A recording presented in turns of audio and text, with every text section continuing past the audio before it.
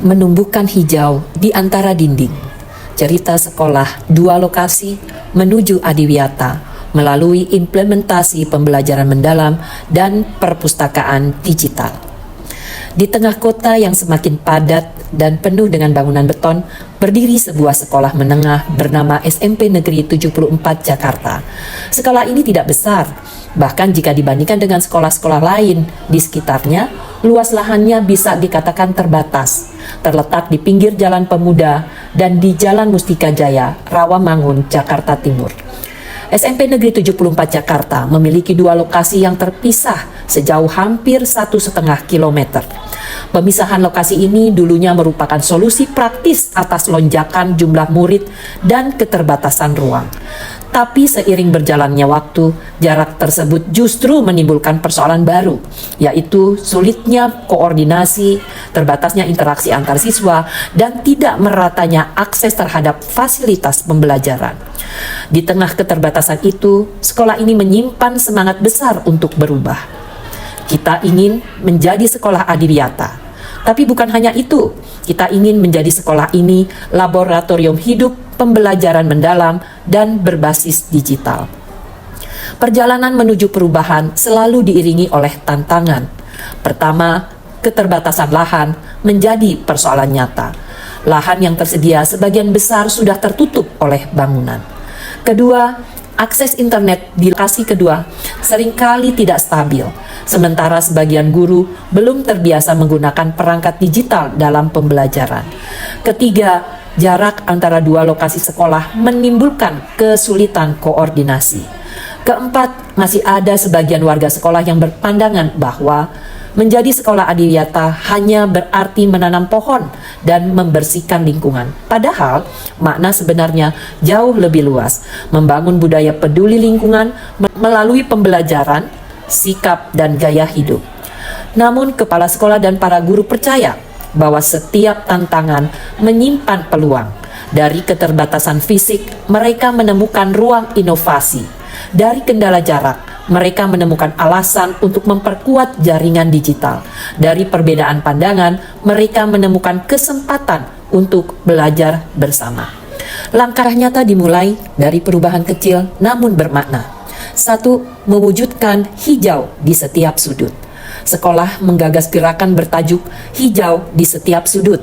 Setiap kelas diberi tanggung jawab mengelola satu area kecil, pot gantung, tanaman vertikal, pojok lahan sempit dimanfaatkan bertanam dengan menggunakan pot dari bekas galon air dan menanam pohon yang merambat di dinding. Yang kedua, interaksi pembelajaran mendalam atau deep learning. Sebagai wujud pembelajaran mendalam seperti dalam proyek konservasi energi dan air, guru bahasa Indonesia menugaskan siswa menulis narasi deskripsi mengenai tentang tanaman yang ada di lingkungan sekolah maupun yang ada di lingkungan sekitar rumah mereka. Pelajaran matematika mengobservasi pola bilangan dikaitkan dengan keadaan tempat sampah pilah yang ada di sekolah. Kemudian siswa mengumpulkan datanya lalu membuat kesimpulan dari data tersebut sehingga siswa dapat menemukan pola bilangan dari hasil pengamatan tersebut. Hal tersebut untuk menumbuhkan kemampuan berpikir kritis dalam menentukan urutan kejadian dalam suatu pemecahan masalah. Yang ketiga, membangun perpustakaan digital sebagai jembatan dua dunia. Untuk mengatasi keterpisahan dua lokasi, sekolah meluncurkan proyek perpustakaan digital Jendela Ilmu. Sumber bacaan diperoleh dari platform terbuka seperti e-Pusnas, e-Perpusdikbud, dan koleksi internal hasil karya siswa. Setiap guru diberi pelatihan literasi digital agar dapat mengintegrasikan sumber dari perpustakaan digital ke dalam kegiatan belajar. Perpustakaan digital tidak hanya berfungsi sebagai tempat membaca, tetapi juga menjadi ruang kolaborasi virtual. Siswa dari dua lokasi dapat berdiskusi, membahas bacaan yang telah mereka baca, mengunggah hasil karya mereka. Perlahan, dinding pemisah antara dua lokasi mulai runtuh, bukan secara fisik, tetapi secara komunikasi dan kolaborasi. Yang keempat, kolaborasi kemitraan. Sekolah tidak berjalan sendiri. Melalui kemitraan, sekolah mendapatkan pelatihan tentang pengolahan sampah. Dan orang tua siswa turut terlibat dalam gerakan satu rumah, satu tanaman. 2 tahun berjalan, perubahan terasa nyata. Sekolah yang dahulu dianggap sempit, kini justru menjadi contoh inovasi. Warna hijau hadir di setiap sudut, bukan hanya dalam bentuk tanaman, tetapi juga dalam semangat warganya.